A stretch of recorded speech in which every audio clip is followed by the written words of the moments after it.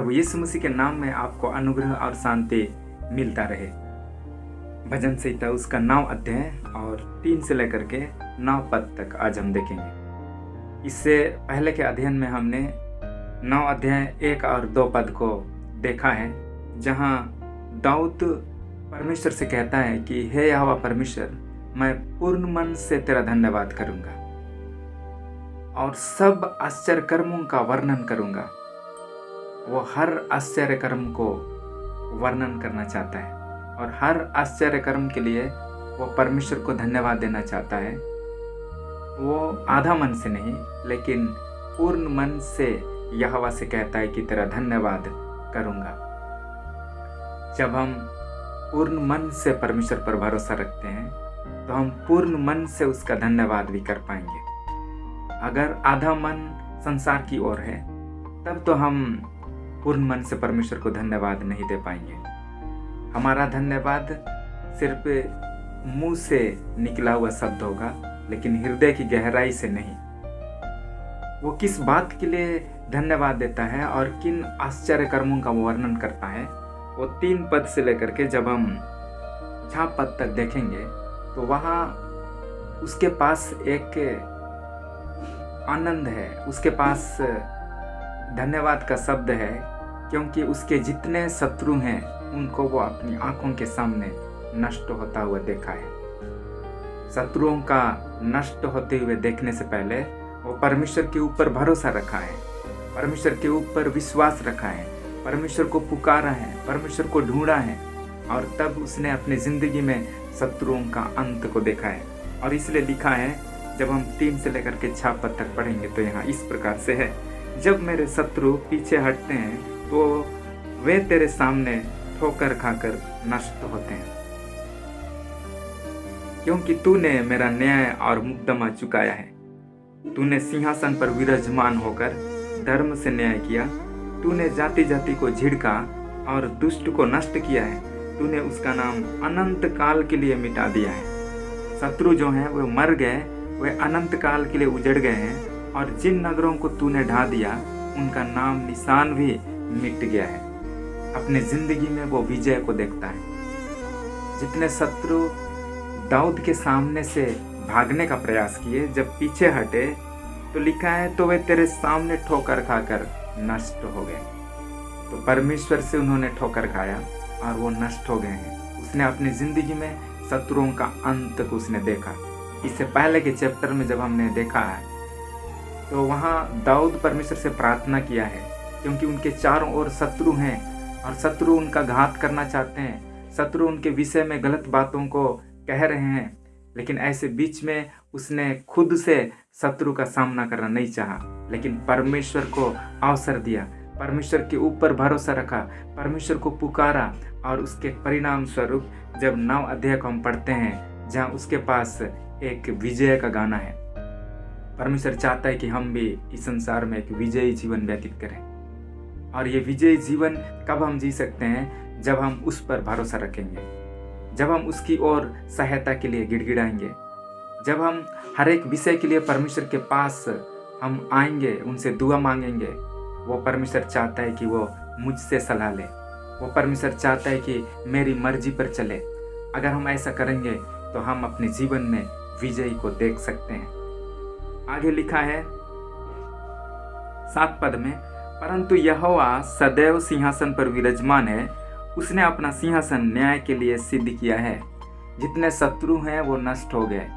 हमारे जीवन में, इस संसार पर जब हम जीवन व्यतीत करते हैं, कई बार हम शत्रुओं से घिरते हैं, कई बार हमारे जीवन में समस्या आती है, आंधी तूफान आती है, लेकिन परमेश्वर के ऊपर हमें भरोसा करना नहीं छोड़ना है, क्योंकि जो समस्याएं हैं वो सदा के लिए नहीं है।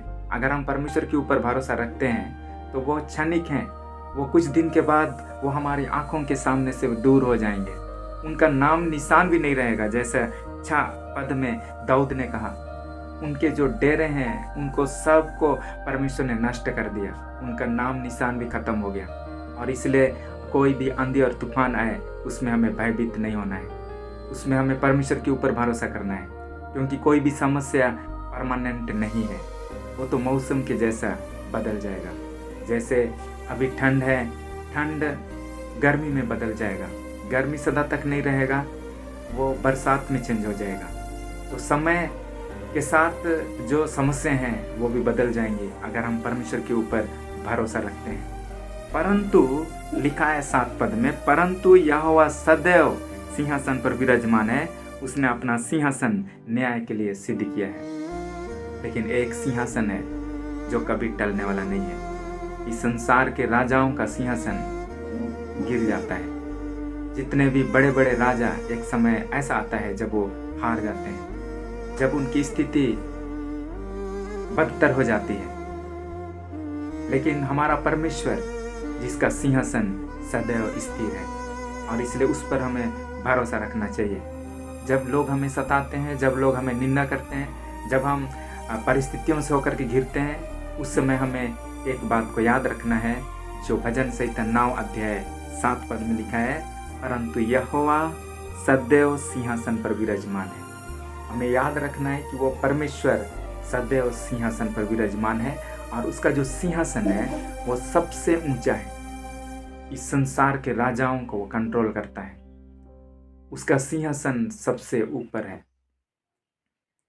और वो जो सिंहासन है वो सिंहासन न्याय के लिए वो सिद्ध किया है। उस सिंहासन के द्वारा वो हर एक व्यक्ति का वो न्याय करता है।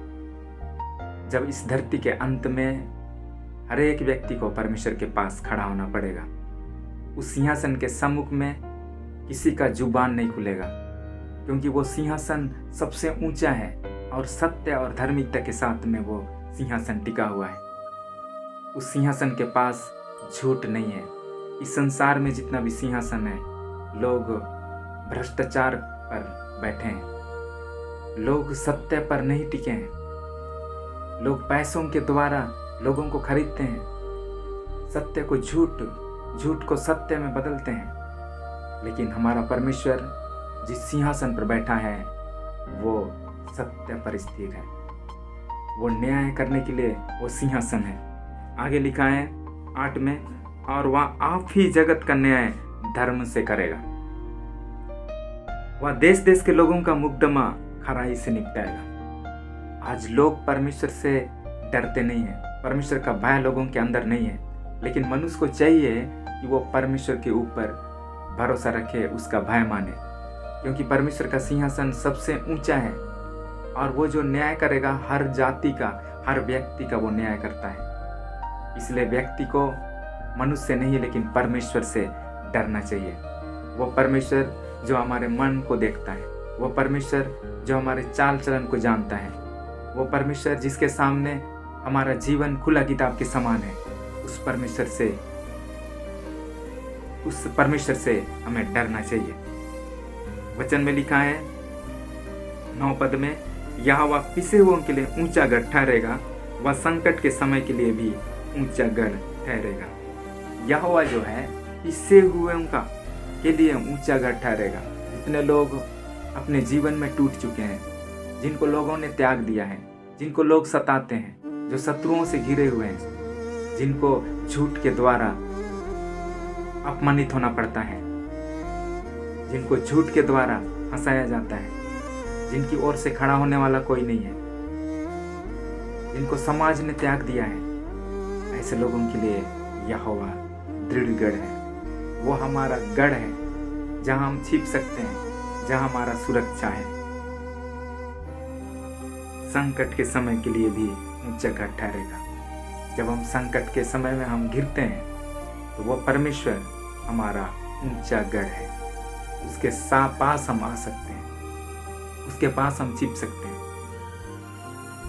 उसके पास हमारा सच्चा सुरक्षा है। वो परमेश्वर हमारा प्रोटेक्शन है। प्रभु हमें आशीष देने पाए। अगला अध्ययन में कंटिन्यू अगले पदों को हम देखेंगे। आमीन।